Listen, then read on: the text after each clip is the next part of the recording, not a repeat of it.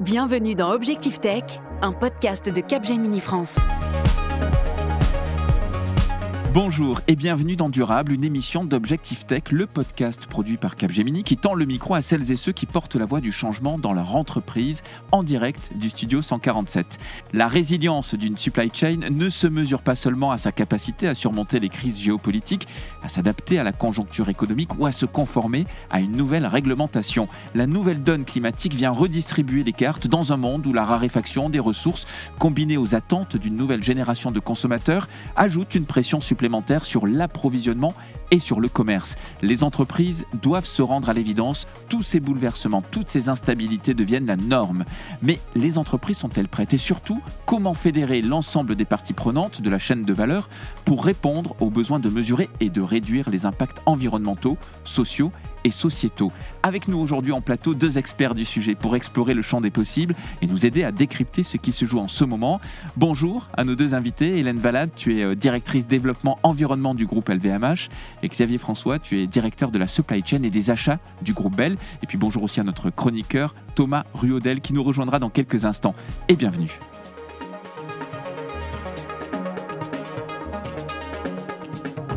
Durable, une émission présentée par Valère Coréard. Alors lorsqu'on regarde les gros enjeux climatiques, deux sujets ressortent principalement, la transition énergétique et l'alimentation.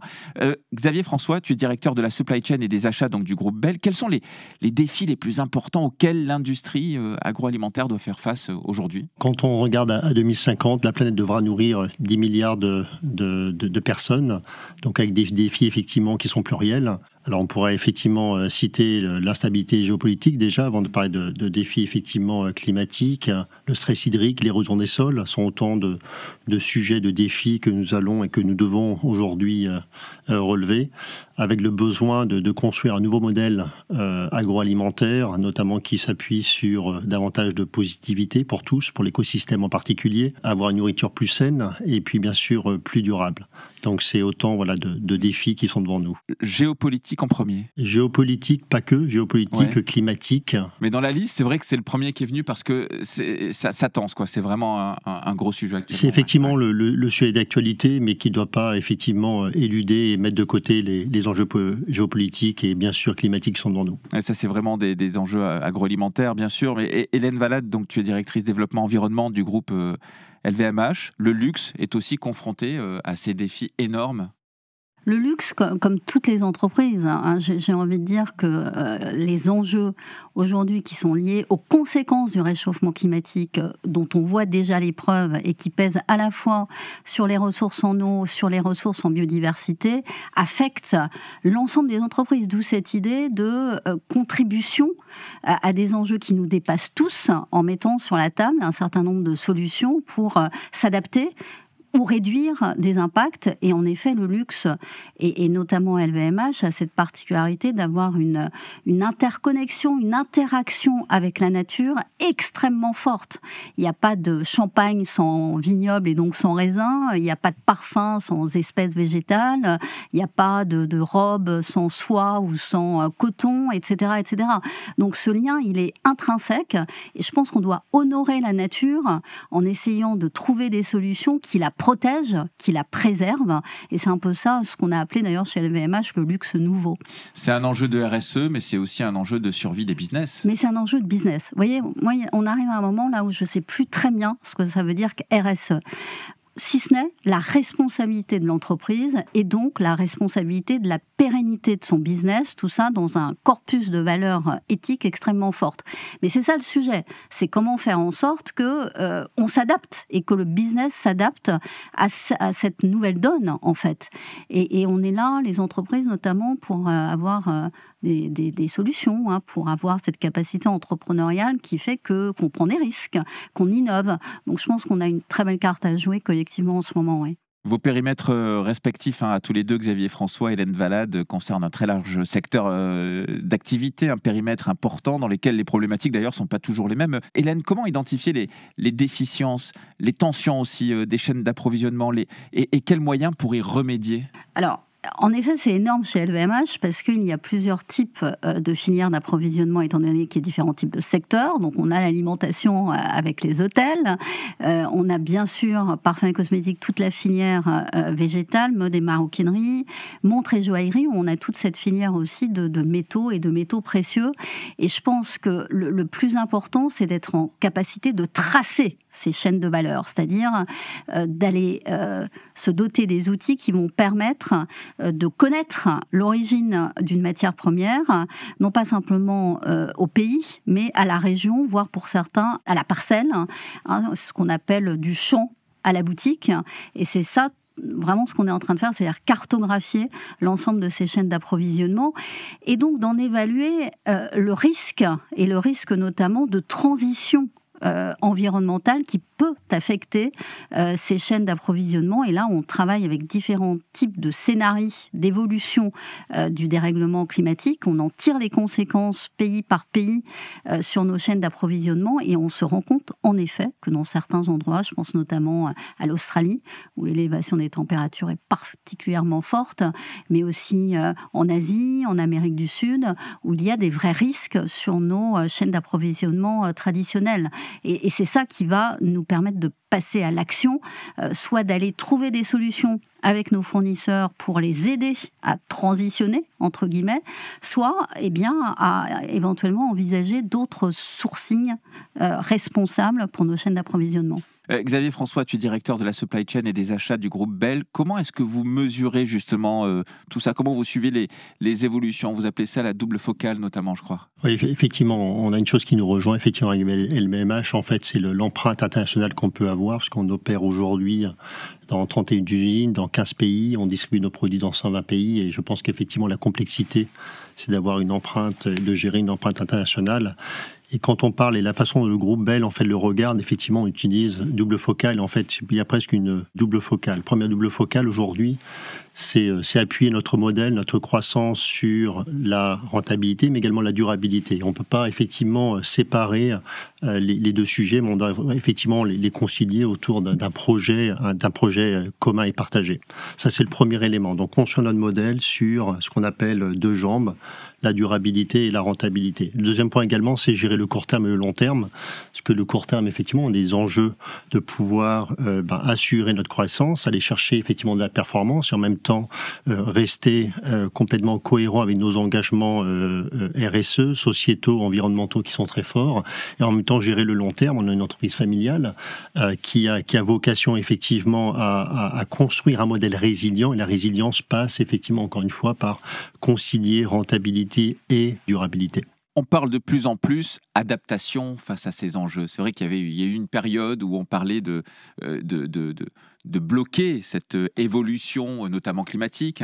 Et là, finalement, il faut se rendre à l'évidence quand même, on est dans l'adaptation. C'est là que l'agilité d'une entreprise, aussi grosse soit-elle, est importante, l'adaptation, Hélène? Oui, alors tout de même, on continue à réduire. Je pense que l'un ne se substitue pas à l'autre. On est bien dans le « et ». Voilà, c'est réduction et adaptation.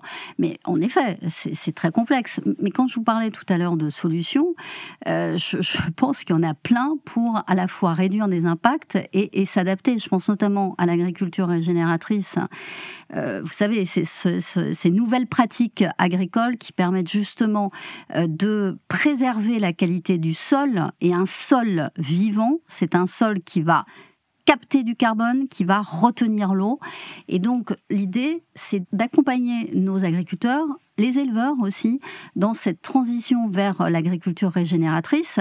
Et ça marche. Ça marche, c'est-à-dire qu'au bout de 4-5 ans, on voit des impacts positifs sur la qualité des sols. Et ça crée un impact de mobilisation des équipes qui est absolument extraordinaire. Parce que quand on voit des résultats positifs, on a envie d'aller encore plus loin. Xavier François, cette approche aussi, adaptation, mais toujours de l'action pour limiter, notamment les émissions de CO2, c'est aussi cette approche-là chez Bell? Oui, en fait, notre chaîne d'approvisionnement, effectivement, est très largement perturbée, en fait, aujourd'hui et demain par les changements et les défis dont on parlait un peu plus tôt.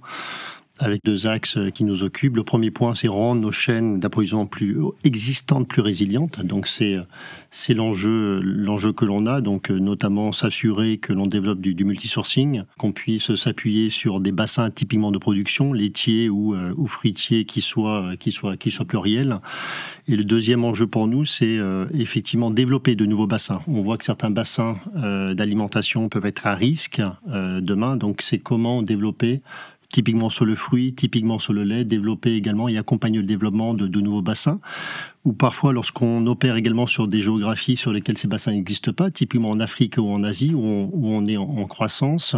Donc, comment développer également un sourcing local et accompagner des acteurs locaux pour pouvoir également approvisionner nos usines en particulier. Mais il y a vraiment cette double focale, encore une fois, je reviens sur ce terme, qui est rendre nos bassins existants plus résilients. Et le deuxième point, c'est également développer, notamment sur les géographies sur lesquelles il peut y avoir un déficit de bassins d'approvisionnement, sur le fruit, sur le lait, mais également sur les emballages. Donc développer ce sourcing local en proximité avec les lieux de consommation. Et quand il y a autant de mouvements et, j'allais dire, de crises géopolitiques, ça vous amène à repenser votre stratégie? Absolument, ça nous amène effectivement à repenser, je dirais, historiquement, on développe dans une logique de sourcing local, dans une logique de développer les acteurs locaux en proximité avec les bassins de consommation.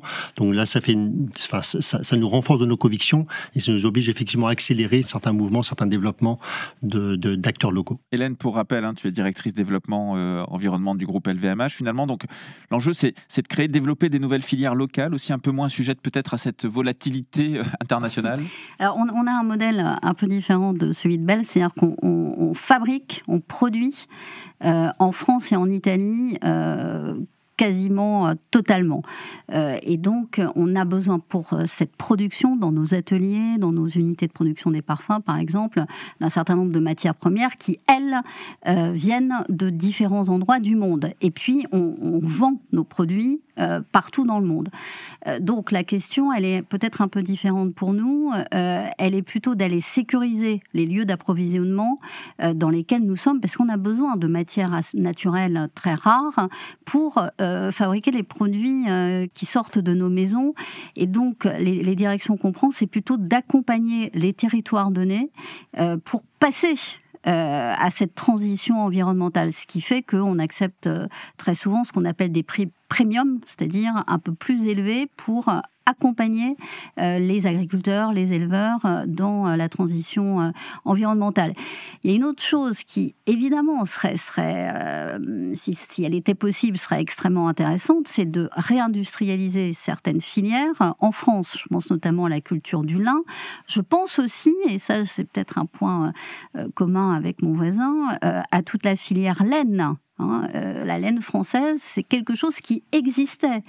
Mais l'ensemble de l'élevage en France a été orienté plutôt vers l'alimentaire et du coup, la laine n'a plus du tout les qualités nécessaires. Donc, on est en train de travailler avec différents acteurs en France, pour voir ce qu'on pourrait faire pour qu'une nouvelle filière de laine française émerge après des années d'orientation vers l'agroalimentaire. Vous voyez, c'est pas évident. Et ça prendra du temps, mais il y a en effet cette volonté, pareil avec le lin, il y a plus de tisseurs en France, où il y en a très peu. Donc comment faire en sorte que la France, en effet, se tourne un peu différemment vis-à-vis de ces filières. Pour revenir sur ce concept dont tu parlais à l'instant, Hélène, d'agriculture régénératrice, c'est une annonce qui a été faite par LVMH lors de la COP27, de vouloir pousser sur ces sujets. Qu'est-ce que ça donne concrètement ? Ça fait partie du plan d'action LVMH qui s'appelle Life 360, que justement d'aller vers un sourcing responsable. Ça donne des choses très concrètes. Vous voyez, par exemple, on a besoin de betteraves pour l'alcool de nos parfums. C'est contre-intuitif, mais on a besoin de betteraves. Bon. Alors, on est des tout petits acteurs, nous, de la betterave, à côté d'acteurs de l'agroalimentaire. Et pour autant, on se met en partenariat avec des coopératives agricoles, avec d'autres acteurs de l'alimentation notamment, pour aider ces agriculteurs à passer sur un nombre d'hectares déterminé à une agriculture différente, qui veut dire pas d'intrants, pesticides et autres, du compost, des labours qui sont un peu différents avec des alternances de labours également extrêmement réglementées. Et c'est ce que je disais tout à l'heure, on voit des résultats. et qui se mesurent maintenant par des outils soit satellitaires, soit par des mesures de la qualité des sols, et qui montrent à quel point le sol devient justement plus résilient. Et on fait ça aussi dans un certain nombre de nos vignobles, en France, mais aussi en Amérique du Sud. Et en Amérique du Sud, par exemple, l'année dernière, quand il y a eu ces inondations au Brésil, on voit très bien que les parcelles de vignobles qui ont fait l'objet de plantations d'arbres, de haies, enfin qui ont fait l'objet d'un traitement du sol beaucoup plus attentif, n'ont pas souffert autant que les parcelles autour de l'inondation, parce que le sol était en capacité de retenir l'eau beaucoup plus fortement. Voilà. Donc ça, c'est une évolution, une révolution qui embarque l'ensemble des acteurs et qui, pour moi, rejoint quelque chose auquel on croit beaucoup à LVMH, c'est ce qu'on appelle le joining forces, c'est-à-dire que pour faire face à tous ces enjeux dont on parle, on ne peut pas être tout seul. Y compris LVMH, y compris la force d'influence d'LVMH, on a besoin d'être en partenariat avec tous les acteurs du terroir, des territoires, d'autres entreprises pour unir les forces et agir. Et on vient de lancer avec mon homologue des opérations et des achats, quelque chose qui s'appelle Life 360 Business Partners, et qui est en fait une grande mécanique de co-construction de solutions avec nos fournisseurs. Quel que soit leur secteur, on les entraîne avec nous pour innover de manière à accélérer cette transition environnementale. Xavier François, Hélène parlait de sourcing responsable à l'instant. Chez toi, chez Bell, qu'est-ce que c'est un sourcing responsable, par exemple ? Et je reviendrai sur ce que disait Hélène, qui est effectivement important, ce que nous rejoignons complètement. Alors, le premier point, c'est quand on regarde l'agriculture, c'est 1/3 de l'impact carbone du monde, de la planète, donc on a forcément un rôle important et on est absolument convaincu chez Bell que l'agriculteur intensif, je dirais, ne peut plus continuer. On a besoin effectivement de co-construire une agriculture plus durable, et notamment en s'appuyant sur l'agriculture régénératrice. Et je rejoins et je reviens sur ce que disait Hélène. En fait, on ne peut pas le faire tout seul en tant qu'industriel, que ce soit LVMH et le groupe Bell. On a besoin effectivement de développer des filières. Développer des filières, ça veut dire quoi concrètement ? Ça veut dire effectivement des partenariats. On a signé en 2023 des partenariats avec WWF France pour nous accompagner également sur cette démarche et mieux comprendre et mieux construire. Également, quand on parle d'agriculture génératrice, on s'est engagé que d'ici 2030, 100% de nos filières lait et de nos filières pommes également seront en transition vers l'agriculture génératrice, mais ça passe effectivement par travailler en proximité avec les agriculteurs, travailler effectivement avec les pomiculteurs qui vont nous accompagner. On a besoin de les embarquer également dans cette dynamique. Et en 2024, on a effectivement commencé des pilotes très concrets, très pratiques avec ces filières agricoles, laitières et puis pommes en France, au Portugal et aux États-Unis pour apprendre et pouvoir passer d'ici 2030 effectivement à un effet, je dirais, d'échelle. Il est important de construire des filières avec des partenaires que sont les industriels, que sont les filières agricoles et également la distribution. Hélène, tu voulais réagir ? Les partenariats également avec les sachants de ces sujets, et notamment l'ONG WWF que tu citais, me paraît aussi extrêmement important, extrêmement pertinent. On a besoin des experts de ces thématiques qui sont quand même à la fois très anciennes et très neuves, parce que l'agriculture régénératrice, elle existait depuis très longtemps, mais qui demandent un vrai savoir-faire, quoi. Donc ces partenariats, je les trouve en effet très stratégiques. Bonjour Thomas Ruaudel, tu es vice-président Sustainable Futures chez Capgemini Invent. Alors on est en présence là de deux acteurs qui dépendent de la nature, c'est quand même ce qu'on entend depuis tout à l'heure, qui sont confrontés aujourd'hui au risque de pénurie, à la rareté des ressources. On est aussi sur un vrai enjeu autour de la résilience. Alors est-ce que c'est la preuve que la durabilité, c'est plus un facteur accessoire, c'est plus un gage d'une politique responsable, mais ça devient essentiel pour assurer la pérennité des supply chain ? Oui, alors c'est quoi un produit durable ? Pour moi, c'est un produit qu'on pourra produire demain et un produit qui respectera la nature et les limites planétaires. Et donc je distingue bien deux choses. D'une part, il y a la résilience, l'aptitude à produire demain ce produit. Si je prends l'exemple du lait, demain, c'est un lait qui sera non déforestant dans la mesure où les tourteaux de soja qui nourriront les vaches ne sera pas déforestant. Le changement climatique va impacter demain les ressources. la disponibilité de ces ressources. Si je prends le cas de l'Inde, son stress hydrique connu, quel sera l'impact sur l'aptitude de l'Inde à produire le coton dont on aura besoin demain. Et donc du coup, c'est cette combinaison des deux axes qu'il faut conceptualiser, qu'il faut mesurer. Et j'entends, vous mesurez déjà ces axes. Chaque axe appelle des actions différentes, un sourcing diversifié pour améliorer sa résilience, des impacts maîtrisés en termes de biodiversité ou d'émissions carbone. Parfois, des actions, et vous avez cité l'agriculture régénératrice, confèrent, aux produits futurs à la fois une résilience et un impact limité. En revanche, piloter ces deux axes est un élément essentiel, et je vois maintenant nos clients nous demander de piloter ces deux axes différenciés pour être en mesure de définir un plan d'action vers un produit qui va évoluer en termes d'impact, en termes de résilience, pour définir un portefeuille de produits qui sera compatible avec le futur. Alors, la traçabilité, gros sujet, mais après la traçabilité, il faut aussi travailler, comme le disaient Hélène et Xavier François, sur des consortiums pour verdir, si je puis dire, les filières. Je pense qu'en effet, le travail du champ à l'assiette ou du champ au produit est essentiel, parce que on parlait de la prime environnementale, la question qui se pose, c'est la répartition du coût de la transition sur l'ensemble de la chaîne de valeur. Et aujourd'hui, travailler en consortium, en filière qualité, est une des solutions, finalement, pour maîtriser la répartition de ces coûts sur la chaîne de valeur. On a besoin des agriculteurs, on a besoin des coopératives, on a besoin des transformateurs, des traders, on a besoin des transformateurs en aval et de ceux qui commercialisent le produit pour concevoir, et c'est pour ça que je parle de consortium, concevoir un consortium qui répartit cette prime environnementale et qui la distribue de façon équitable pour transformer la société. Et ça, c'est une vague de fond. Alors, on a parlé aussi d'intégration verticale. C'est une des versions de ces consortiums. Pour moi, le principal, c'est évidemment de partager l'effort et créer ainsi des filières et demain des produits qui auront des caractéristiques environnementales qui seront appréciées des consommateurs, appréciées des régulateurs, appréciées du public. Donc, double matérialité du concept de durable après la traçabilité des consortiums et le consommateur dans tout ça. Alors, c'est là où le passeport numérique, c'est là où le QR code augmenté va apporter beaucoup, évidemment, pour démontrer cet engagement de bout en bout des acteurs qui mettent sur le marché les produits.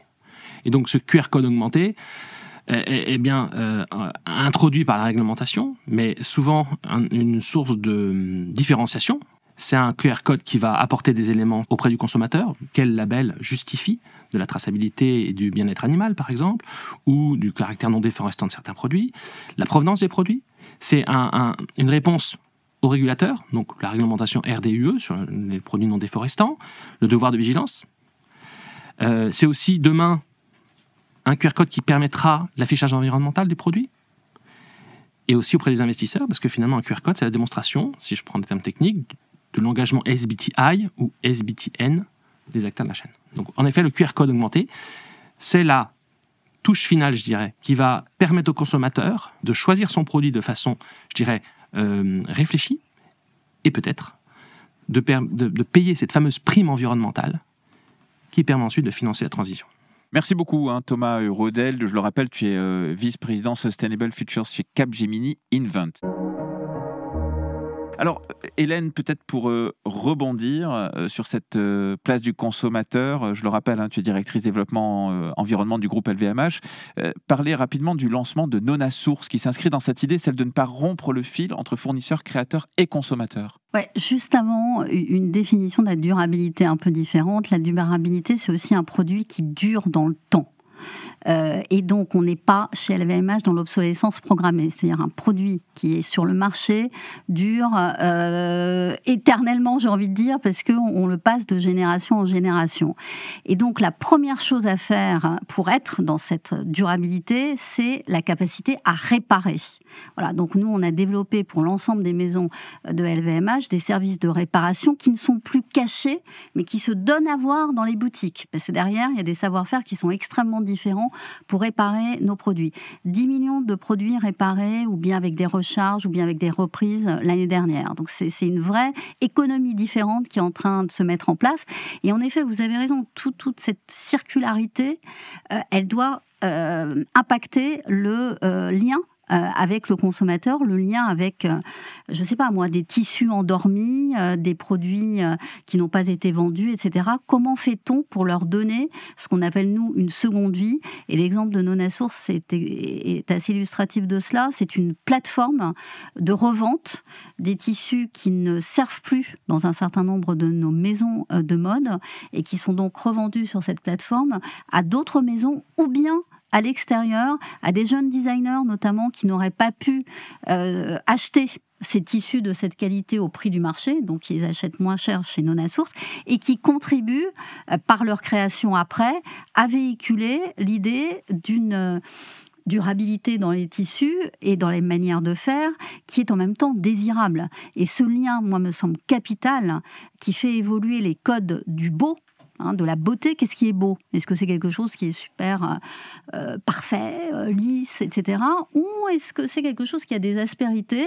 Et dès lors que l'on donne à voir que le sustainable est désirable, alors on gagne un peu la bataille des représentations sur ces sujets. Xavier François, tu es directeur de la supply chain et des achats du groupe Bell. Vous dites chez Bell que si on veut faire évoluer des filières comme le lait, les fruits, il y a aussi besoin des distributeurs. Oui, on a besoin, encore une fois, on revient sur le concept de filière et d'écosystème, et Thomas l'évoquait un peu plus tôt. Je prends un exemple très concret. Quand on regarde effectivement la filière de la pomme, aujourd'hui on achète de la pomme sur le marché en France, mais en fait on est un petit acteur par rapport à la pomme de table aujourd'hui qui est très largement en fait achetée et distribuée par la distribution. Donc si on veut faire évoluer la filière de la pomme, notamment vers une agriculture plus régénératrice pour le futur, on a besoin de s'appuyer notamment sur la distribution. Alors le côté très positif, effectivement, c'est qu'on voit aujourd'hui que nos distributeurs, nos clients sont également extrêmement impliqués, notamment je pense à Carrefour, qui a un pacte de transition alimentaire et donc qui nous permet de nous appuyer avec eux sur l'évolution des pratiques agroalimentaires. Mais c'est important effectivement de pouvoir lier maille en fait avec nos distributeurs, avec les agriculteurs en amont et puis également les sachants que sont WWF en particulier, mais pas que, pour nous accompagner pour cette transition agroalimentaire. Et cette transition avec une supply chain plus résiliente, plus durable, elle se fait aussi avec la technologie ? Absolument, tout à fait. Alors, la technologie, on peut l'évoquer à différents niveaux. Premier point, effectivement, quand on parle de 10 milliards de personnes à nourrir, ça veut dire qu'on doit être capable de mesurer l'impact des actions que l'on mène. Donc c'est un axe, quand on parle, Hélène évoquait l'agriculture régénératrice, être capable également notamment de nous assurer que les actions qu'on mène dans les vergers se concrétise par une réduction de l'impact carbone, une augmentation de la biodiversité ou une réduction du stress hydrique. On a besoin de pouvoir mesurer. Donc la tech également doit nous accompagner à pouvoir mieux mesurer les actions que l'on mène sur le terrain, chez nos agriculteurs ou dans les vergers, pour ne prendre que ces éléments-là. Un deuxième élément également, c'est, et je paraphrase également ce que disait Hélène, c'est être durable, c'est également mieux utiliser les ressources aujourd'hui. Donc on a également signé un partenariat l'année dernière avec Dassault qui doit nous permettre de digitaliser nos usines, et avec 11 usines qui sont notamment dans le pilote, pour pouvoir être capable de mesurer l'eau que l'on consomme dans nos usines, être capable de mesurer également les matières qu'on utilise pour pouvoir moins ou mieux consommer, mieux produire. Donc effectivement la tech, tant sur la partie amont que sur notre capacité à pouvoir mieux contrôler, mieux mesurer ce que l'on consomme et de pouvoir agir, est absolument clé dans la transition agroalimentaire. En début d'émission, justement, et j'aimerais terminer par là, on évoquait le double enjeu du business et puis de l'impact, les aspects extra-financiers et financiers d'une certaine façon. Mais est-ce que c'est conciliable ? Est-ce qu'on peut vraiment faire du business qui est plutôt court terme, même s'il y a bien sûr une vision long terme, mais on a quand même des enjeux plutôt court terme et ces enjeux de durabilité. Voilà, tout à l'heure, Xavier François, tu parlais de 2030, par exemple, sur un premier objectif, agriculture régénératrice. On sait qu'il faut du temps. C'est conciliable, court terme et moyen long terme, Hélène ? Peut-être encore plus dans une entreprise familiale comme le groupe LVMH, mais tout de même, il n'y aura jamais d'entreprise qui gagne dans un monde en surchauffe. Donc si on n'est pas en capacité de mener dans le même temps croissance et durabilité, on va réellement avoir des problèmes. Donc à votre réponse, je réponds fermement oui, c'est possible. Avec une réaction de Thomas Riodel. Oui, je pense que les enjeux sur la résilience sont des enjeux qui peuvent avoir un cycle tout à fait court. Quand un enjeu climatique a un impact immédiat sur la croissance de tel ou tel plan, tout le monde a bien eu l'impact sur le blé en mois de mai, au mois de septembre, le cours du blé a flambé, et avec des conséquences fortes sur, si je prends l'exemple, des biscuits, le coût des matières premières et des produits vendus. Donc la résilience n'est pas un enjeu de moyen terme, c'est aussi un enjeu de court terme, et donc la technologie aide aussi des acteurs du sourcing à maîtriser un signal faible pour anticiper d'autres stratégies tactiques à court terme pour maîtriser les marges. Donc c'est un enjeu de court terme. Xavier François, pour terminer. Oui, une réponse que le groupe a apportée, effectivement, c'est de nommer une personne. Donc on a Chief Impact Officer, on n'a plus de CFO, on a un Chief Impact Officer qui justement concilie ces deux mondes, durabilité et rentabilité, court terme et moyen et long terme. Donc c'est une réponse que le groupe a apportée à bout de 2 exercices opérés par ce Chief Impact Officer. Aujourd'hui, les résultats sont plutôt probants et on démontre notre capacité à pouvoir effectivement piloter une entreprise sur 2 jambes. Merci Hélène Valade, tu es directrice développement environnement du groupe LVMH. Merci Xavier François, directeur de la supply chain et des achats du groupe Bell. Alors si vous appréciez cette émission, j'en suis certain, pensez à vous abonner, à laisser des étoiles aussi sur vos plateformes de streaming préférées, à partager aussi cet épisode avec votre entourage. À très bientôt pour un nouveau numéro de Durable, une émission de Capgemini qui part à la rencontre de celles et ceux qui agissent en faveur d'un avenir plus durable.